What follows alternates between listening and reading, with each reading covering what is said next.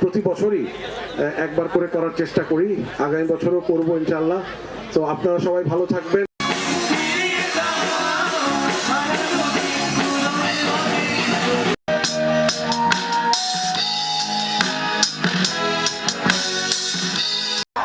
এদিকে কোনো আওয়াজ নাই, এদিকে আপনাদের কি মুখে তালা নাকি?